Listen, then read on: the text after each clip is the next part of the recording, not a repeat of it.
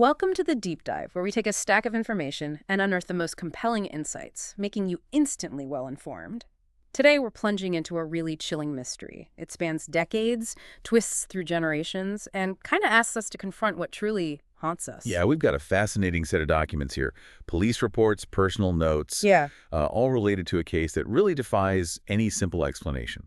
Our mission today is to connect the dots between, well, a modern murder and a cold case nearly a century old, all centered around one specific notorious location. Okay, get ready. We're going to peel back the layers of a story that's, part true crime, part urban legend, and honestly entirely captivating. So let's set the scene.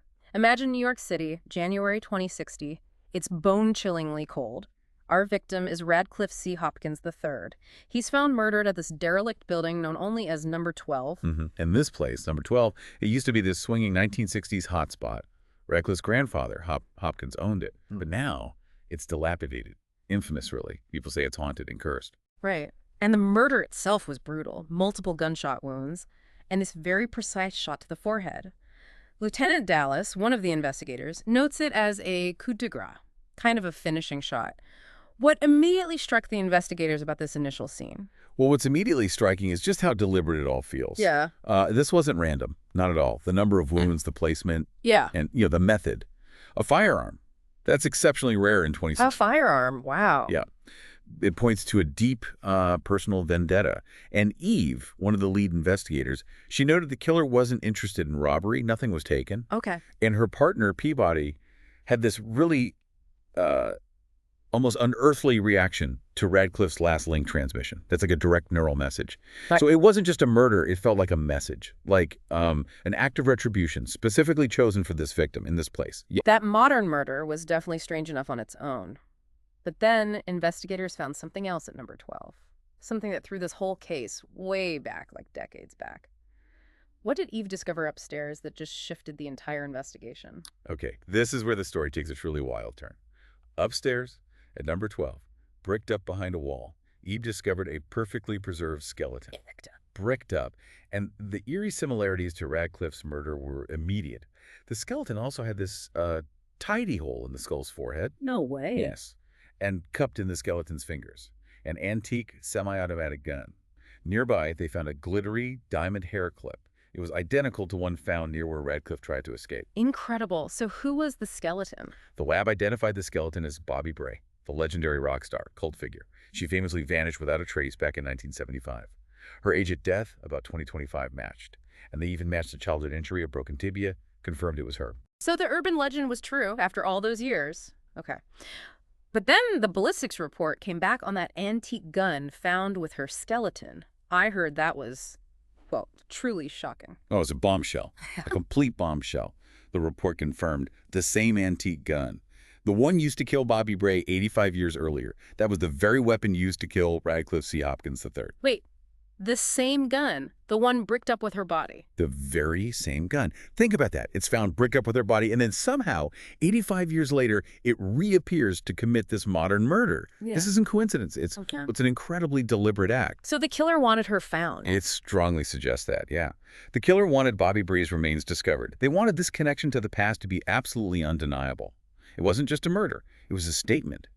A carefully orchestrated reopening of this old wound that had clearly been festering for nearly a century. So what does this all mean? I mean, we have a modern victim tied to a historical one, this cursed building, and a family tree that sounds like it's more tangled than any of us could have imagined. Let's try to unpack these personal histories a bit. Radcliff C. Hopkins III.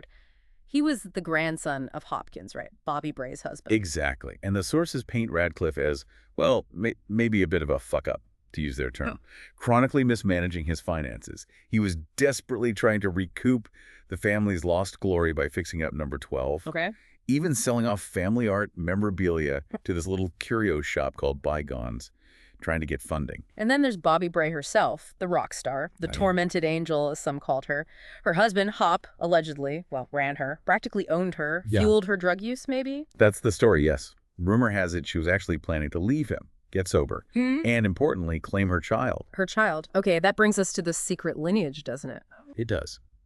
We discovered Bobbie Bray had a daughter named Serenity, but she was passed off as Bobbie's sister. Serenity later struggled significantly with mental health issues. She had children, including a grandson named John Massey. John Massey. And he was reported killed in the urban wars, that period of civil unrest. Reported killed, yes. But the truth is, John Massey faked his death.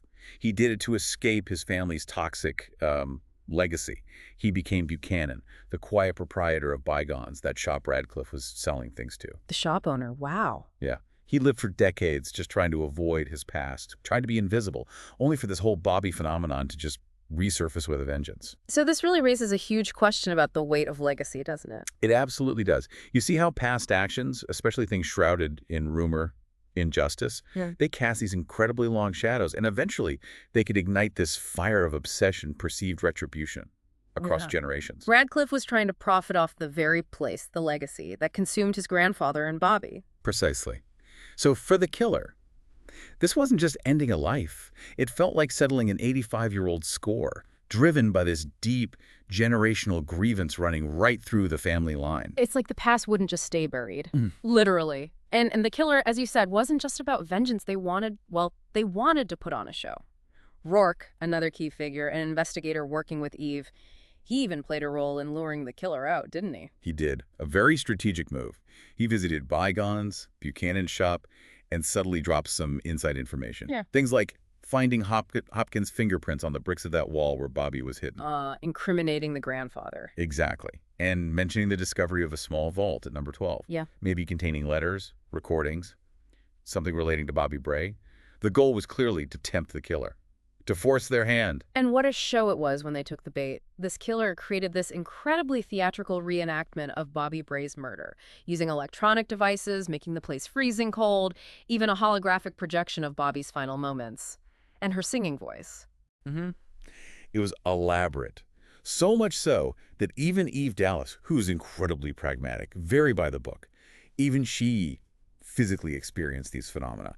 The cold, the sounds. That's intense. What does this whole theatrical approach tell you about the killer's psychological state, their connection to Bobbie Bray? Well, it points to an incredibly deep psychological connection, bordering on delusional, frankly. The meticulous planning of this haunting. It suggests an obsession where the lines between reality and this historical injustice have completely blurred. So who was it? It was Maeve Buchanan. Buchanan's daughter. For Maeve, this wasn't just some reenactment. It felt like she was reliving it, righting a past wrong as if it were her own. When she was finally exposed during this setup, she immediately claimed to be Bobbie Bray reincarnated. Yes, believing she was enacting justice for being walled up all those years ago. It's just a profound example of how forgotten story and injustice can become this deeply ingrained personal truth, driving someone to extreme acts when history just refuses to acknowledge the wrong. It's an unbelievable story. The past refuses to stay buried, and this idea of personal legacy becomes this powerful, incredibly dangerous motivator. So the case wraps up with Maeve Buchanan's arrest. What was her specific motivation, boiled down? And what happened to the others involved, like her father? Maeve Buchanan, as we discovered, was Bobbie Bray's great-granddaughter. She genuinely believed she was Bobbie reincarnated. Her rage, her focus, was squarely on Radcliffe Hopkins III. For attempting to profit off Bobbie's remains, her legacy. Seeing him as just like his grandfather. Exactly. No different from the man who murdered Bobbie. She felt she was finally correcting this profound historical injustice. Her father, Buchanan, or John Massey, he was an unwilling accessory after the fact. He'd spent decades trying to escape this darkness. Only for his own daughter to become consumed by it. Right. A tragic twist for him. Maeve is arrested, and the likely outcome is she'll be found legally insane. Hopkins, the grandfather, is posthumously charged with Bobbie Bray's murder based on the evidence Roarke planted and other findings. And Eve Dallas makes sure Bobbie's remains finally receive a proper burial. Some measure of peace, maybe. It still leaves some questions, though, doesn't it? Those unexplained elements, the cold, the physical sensations Eve felt. It does. There are elements, particularly during that confrontation at number 12, that challenge purely rational explanation, even for someone like Eve. It adds another layer of ambiguity, perhaps. So, after diving deep into all this, what's the biggest takeaway for you from this whole number 12 saga? For me, this case isn't just about solving a murder, or even two murders 85 years apart. It's a really stark reminder of how things like urban legends, things dismissed as stories, how they can become these deeply ingrained personal truths. Truth that can drive individuals to extreme acts when they feel history hasn't acknowledged a wrong. It really challenges us to consider, is there a point where a society's forgotten stories, its buried traumas, become its living nightmares, echoing through generations until the truth is finally, violently confronted? Wow. This deep dive into number 12 certainly shows us that some stories, they're just so impactful. They echo through time. They demand to be heard, even if it takes generations for their truth or some version of it to finally come to light. hmm And perhaps it also reminds us that, while we can build walls, literally brick up secrets, the human need for justice, for resolution, and the very real consequences of unresolved pain, those things can never truly be contained. So maybe the next time you hear a whispered rumor, an old urban legend about some forgotten place or person, consider this. What if the real story underneath it all is even more complicated and far more personal than any ghost tale could ever convey? That's a great thought to leave on. Until next time, keep digging deeper. And always question what truly lies beneath the surface.